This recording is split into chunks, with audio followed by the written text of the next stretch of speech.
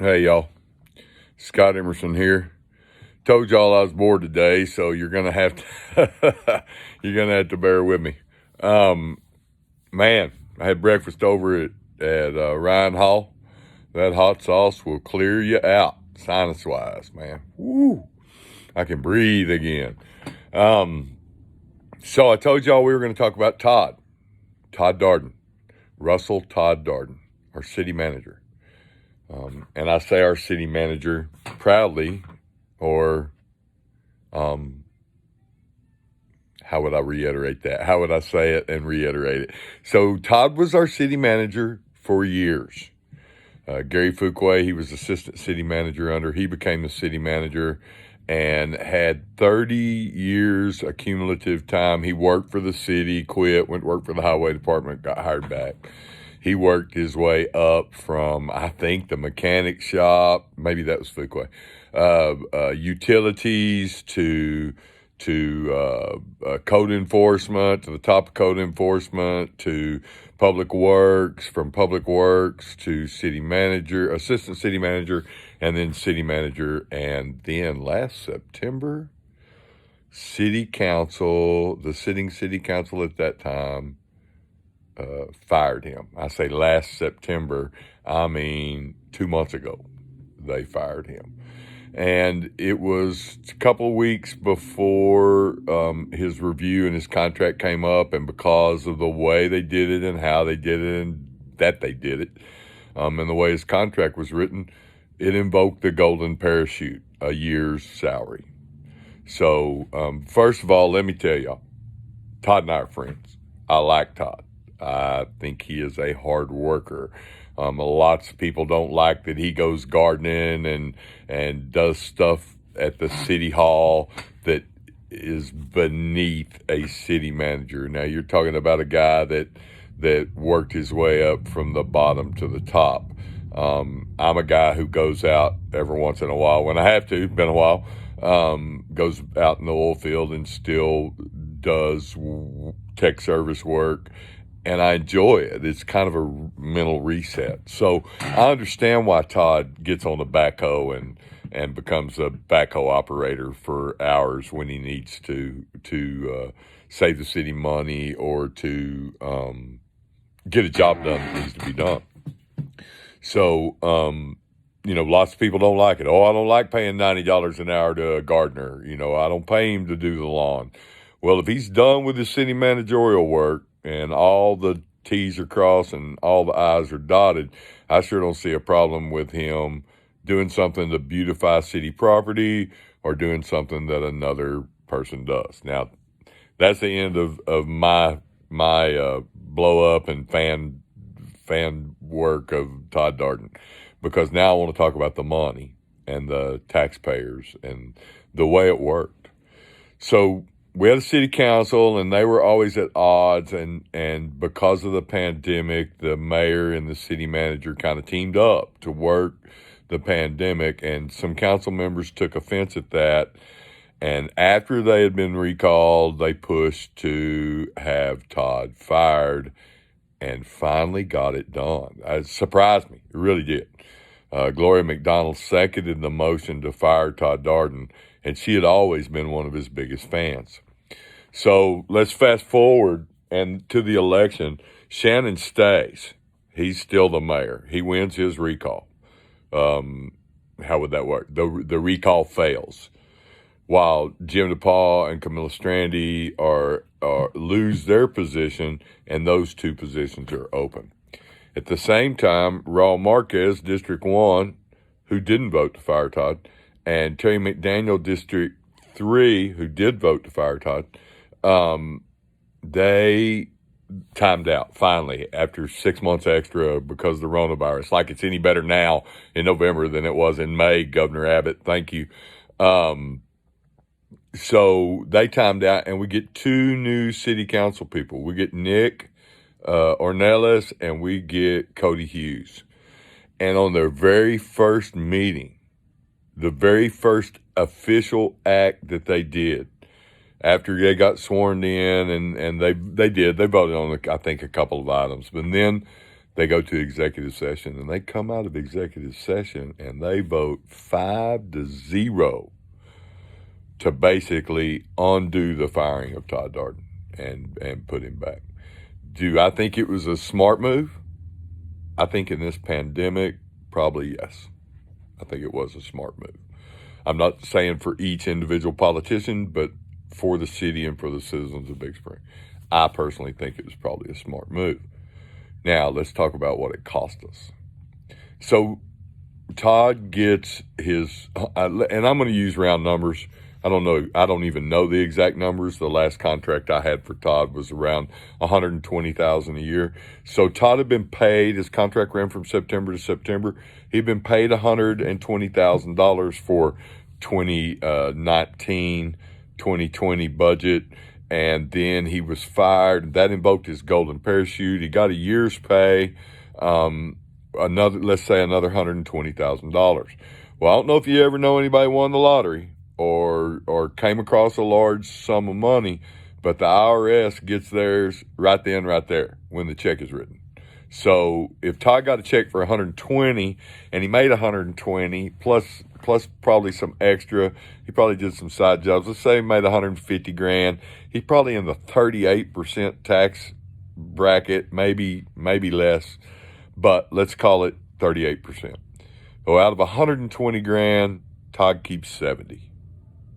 Okay. The other 50 grand goes to taxes, Social Security, all that stuff. 2 months goes by. He goes through the month of September. He goes through the month of October. We have our elections in the 1st of November, and then he is rehired. And actually in there, smart move by interim city manager Shane Bowles. He actually hired Todd Darden as contractor. Now, some of you don't know this, but Todd holds the permits and the licenses it takes to be able to issue permits. So the whole time he was gone, Nick Reyna and the code enforcement people were running back and forth to Midland to get permits by somebody that was licensed. So that's a costly thing, timely. You know, it was awful. It was a hard way to run business. The previous council didn't even think of that when they fired him. At least I don't think they did. Maybe they didn't care. But so now Todd is back. He's been paid as a contractor. He's been paid 120 grand. He's been paid 120, basically a year's salary in advance, but they took a bigger chunk out of it because it was in one lump sum. And then we paid him as a contractor a little, and now Monday we're having a special meeting to decide what we're going to pay him and what he's going to do. Todd likes 2 years to be able to retire with full everything, benefits and everything. And I'm so glad that they hired him back and give him the opportunity to get that full retirement. When they fired him, he had no benefits at all. 30-year employee plus, and was left without insurance or didn't get anything any other 30-year employee would get other than the 120 grand, which is a pretty good get. So I know that right before, in the same meeting that they fired Todd, they ratified the leanest budget we've ever seen. And I know that the 120 grand to pay Todd his golden parachute wasn't in that budget, much less to, I guess the city manager's job was in the budget. Or what's it going to cost us to get Todd back? What's it going to take? Do the citizens of Big Spring owe him because they elected a rogue council that did what they did? Does Todd owe the citizens of Big Spring because he got paid that money? He's already been paid for a year. Should he work for less than he could anywhere else? All these are hard questions that the 5 people that are now sitting on our city council while we await District 5 and District 6 to be replaced are going to have to make this decision, and they're making it tomorrow. So, the questions that come to my mind are one, would Todd hire on as a consultant and train young Mr. Bowles to be our next city manager? should we pay Todd full salary of, what a city manager the size of this town makes with benefits and everything, 160 to 180 grand a year? Should Todd work cheaper because he's already been paid? Should he work for 80, 100 grand a year? I mean, there's a lot of things to ask. There's a lot of questions there. Texas Municipal TMRS retirement system. Texas Municipal Retirement System is who does the retirement pay, and it works off your 3 highest years of earnings. So 2020 is surely going to go down as Todd Darden's highest year of earnings because he got paid 120 and then he got paid another 120, which is 240, and probably sold some vacation or something in there too. Let's call it a $280,000 a year. That's and really the years go by IRS years. So this year isn't over. He could have a $300,000 a year. Now, why am I bringing that up? That affects his retirement. It's based off your 3 highest years of earnings. So, there's a lot at play Monday, and it's going to be real interesting to see how this new council, because by the way, Gloria McDonald is one of the people that pushed to hire Todd back. I think she made the motion to bring him back. So she went from seconding the motion to fire him to being the motion that brings him back 5-0. That's a heck of a flop in 2 months. That had to be hard for Gloria to do. I don't mean heart-wise, but political-wise. Heart-wise, it's the right thing to do because they were wrong in the way they fired Todd Darden. They were wrong in how they handled it. They were wrong in not following procedure. The lawyer was wrong. I think Todd was colluded against by a couple of city employees, and all of this was done in conjunction, the little cabal that ran everything. And as they so greatly stated, for the record, we want to make all this public, so let's make it public. And that's where we're at right now, is the citizens are going to pay for a council's decision. There's really no way around it. And I know Todd Darden's not going to work for free for the rest of this year.